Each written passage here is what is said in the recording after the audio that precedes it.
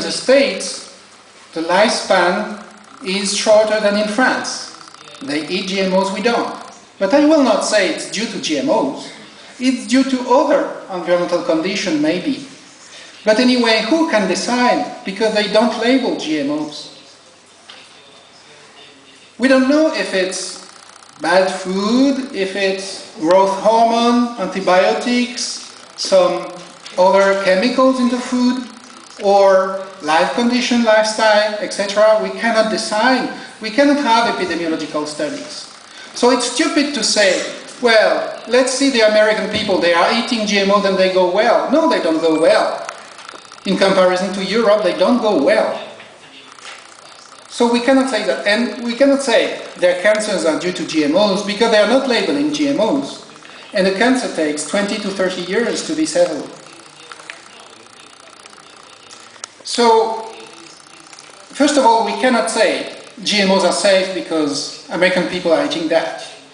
That's for sure. Secondly, we cannot say GMOs will feed the world and we need that. Why? Because during the last 15 years, 80% of edible GMOs were made in North and South America. And in North and South America, the poverty was enhancing. And the hunger was enhancing.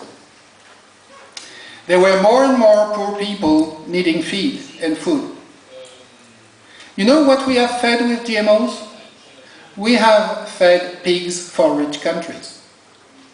We are in a world where we prefer, with industrial agriculture, we prefer to feed pigs rather than poor children.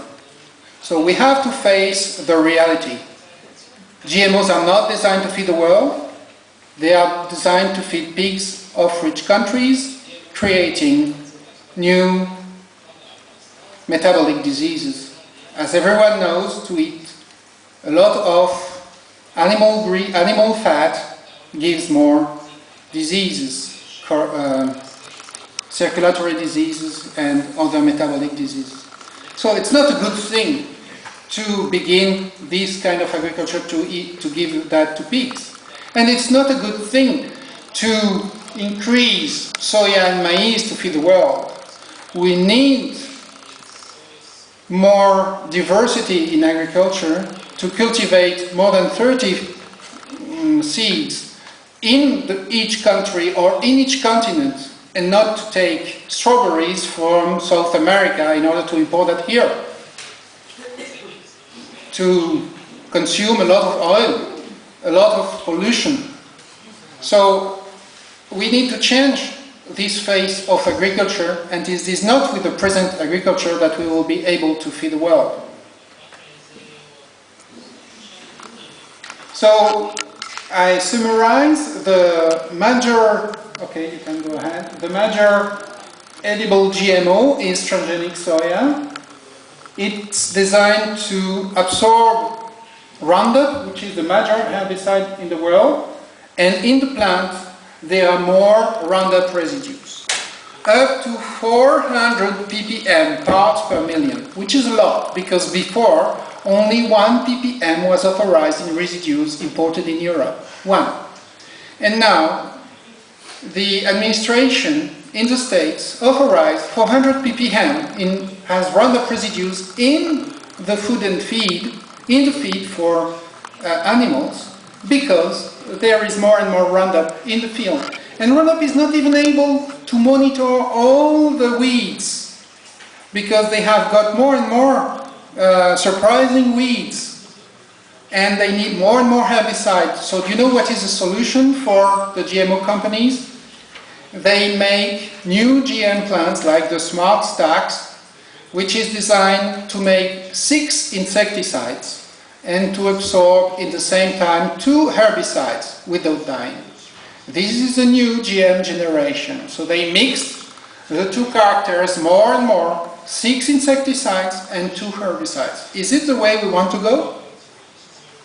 To make like chemical plants, just bombs of herbicides and insecticides? Since we know that all those products are designed to kill, well, it's a job It's called site because it's designed to kill.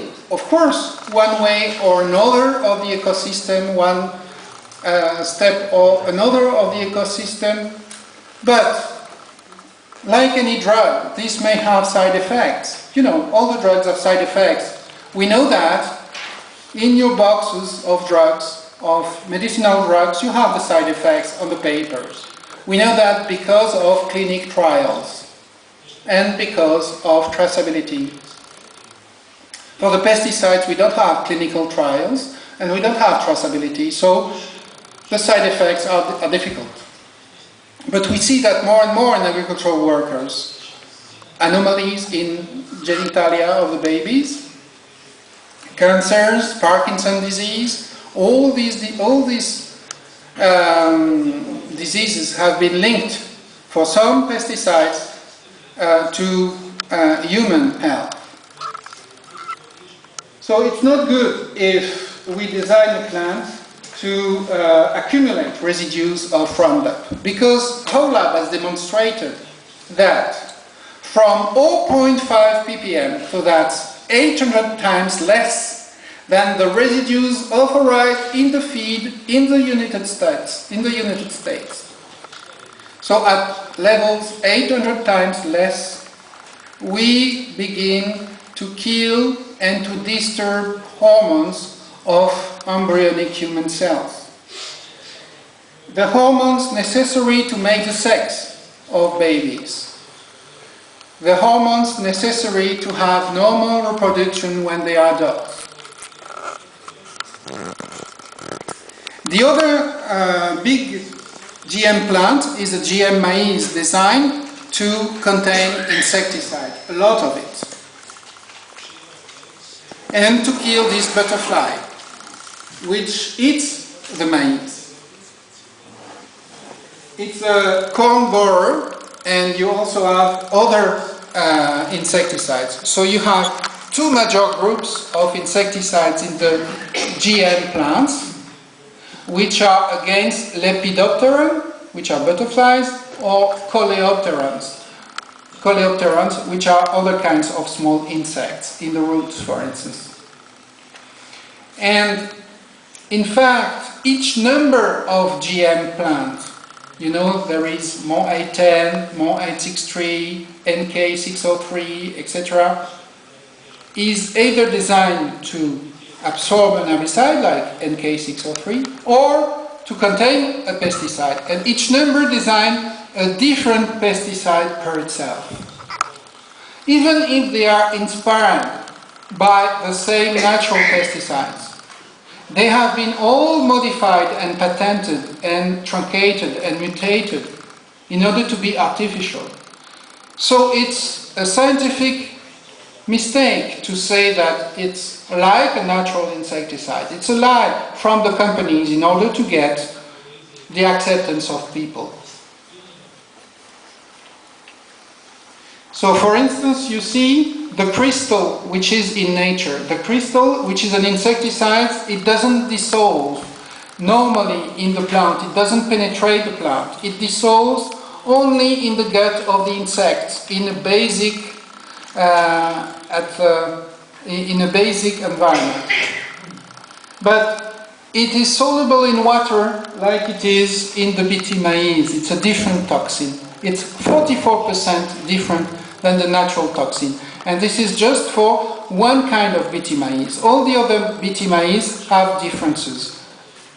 So it's not the natural toxin which is inside the GM maize.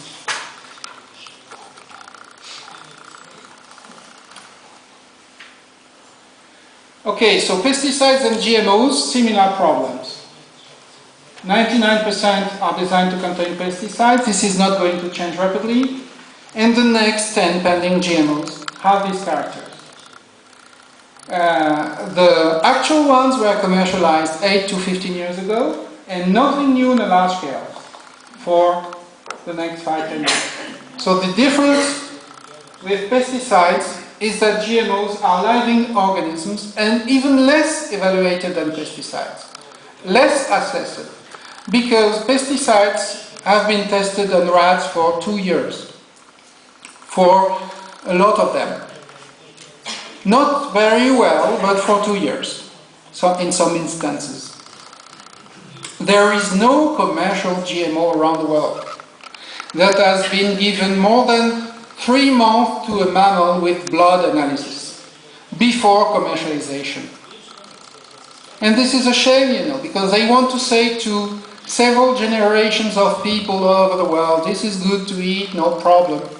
But they are not able to give blood analysis of mammals that have eaten that more than 3 months before commercialization. You know, this is taking the human health as nothing on a chronic way. Of course, this will not give, it is not a poison that will give immediate disease. No, because we know that the effect is not in a short term, because it has been given 3 months to rats. That's almost 10 years of a human life. A rat lives around 2 years. But what about chronic disease? Like a lot of pesticides give chronic disease. If these herbicides are already able to kill or to disturb embryonic cells, what will they do with rats on the long term? And what will they do first on a short term after 3 months? We ask this question. We ask this question to Monsanto company. Please give us, because I was in the committee in France, please give us the blood analysis of the rats that have eaten your GMOs for 3 months. In 2000, this was not existing. They were not giving that to animals taking blood before commercialization, because they say it's a plant like another one. There is substantial equivalence. That means the composition is almost the same. The maize resembles to a maize. So it's not necessary to give that on a long term or on a mid-term to animals, because this costs a lot of money. And if you want to do that, we will put you at the WTO level on conflict. That's what they did. If you want to label that, we put you at the WTO conflict. That's what they did. Because they say, it's a plant, it's a natural plant, like another one. We changed 1 gene, but when you cross 2 maize, you change 100,000 genes, because there are 100,000 genes in the maize. So you don't test that during 3 months on rats. So don't test our plant during 3 months on rats. You don't have to. It's a plant sufficiently different to be patented, but not sufficiently different to be labeled. This is, you know, this is very intelligent system. Sufficiently different to be patented, but not sufficiently different to be labeled. And all the benefit is on this misunderstanding.